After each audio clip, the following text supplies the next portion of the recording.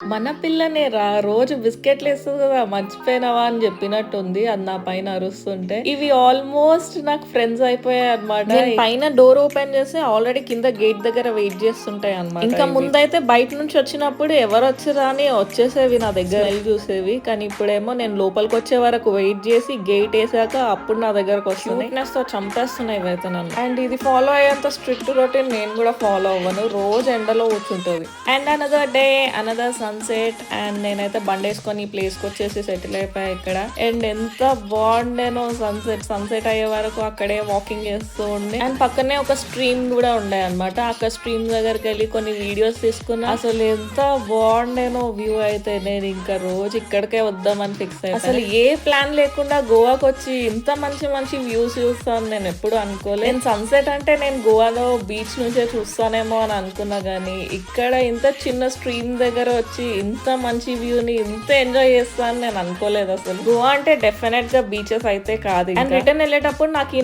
అనిపించారు అనమాట. నేను ఎక్కడో చూసినట్టున్నా అని అనుకున్నా. నన్ను చూసి ఇమీడియట్ గా స్మైల్ ఇచ్చారు. సో నాకు అప్పుడు గుర్తొచ్చింది సూపర్ మార్కెట్ లో కలిసామని. నేను ఇంకా దూరం నుంచి are you fishing can I join అని అరిచా అనమాట. ఓకే ఓకే కమ్ జాయిన్ అని అన్నారు. ఇంకా వెళ్ళి అక్కడే బండి తీసుకొని సెటిల్ అయిపోయా అనమాట. ఇంకేముంది ముచ్చట్లు అంటే మనం ఆల్రెడీ చెవులు కోసుకుంటాం కాబట్టి కూర్చొని ముచ్చటేస్తూనే ఉండే కొంతసేపు. Cooking or? Yeah, I fry and I we eat. Okay. If there is a catch. The small ones, if I catch, I release them.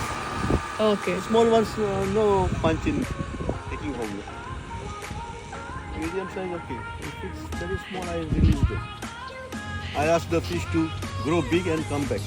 And ఇక్కడ ఉన్న వాళ్ళకి ఫిషింగ్ అంటే కైండ్ ఆఫ్ ఫన్ హాబీ అనమాట. సో వాళ్ళ fishing rod తీసుకొని వచ్చేసి near by stream లో కూర్చొని ఫిషింగ్ చేస్తుంటారు. నేను ఇంకా మళ్ళీ ఇంటికి వెళ్ళిపోదామని రిటర్న్ అవుతుండే. అసలు ఈ రోడ్ ఎంత బాగుండేనో. నాకైతే ఇక్కడ మంచి ఫొటోస్ తీసుకోవాలని అనిపించింది. కానీ నేను ఒకదాన్నే ఉన్నా కాబట్టి జస్ట్ వీడియో తీసుకొని వచ్చాను. సో కొంచెం టీ ప్రిపేర్ చేసేసుకున్నా. ఇంకా డిన్నర్ కూడా ప్రిపేర్ చేసుకోవాలి నేను. అండ్ చాలా పని కూడా ఉండే. సో అండ్ డిన్నర్ కి ఏం చేసుకుందామా అని అనుకుని సర్లే మళ్ళీ సాఫ్ట్ బాయిల్ వెజెస్ చేసుకుందాం అని చెప్పేసి వెజెస్ అన్ని సాఫ్ట్ బాయిల్ చేసేసా. అండ్ టోఫు యాడ్ చేసా. అండ్ గార్లిక్ అయితే నేను ఎంత యాడ్ చేసుకుంటా అంటే I like strong garlic flavour ఎందులో అన్నా. సో నేను ఎక్కువ గార్లిక్ యాడ్ చేసేసుకుంటా. అండ్ యాజ్ యూజువల్ మన కే డ్రామా చూస్తూ అండ్ ఎగ్స్ కూడా చేసుకున్నా.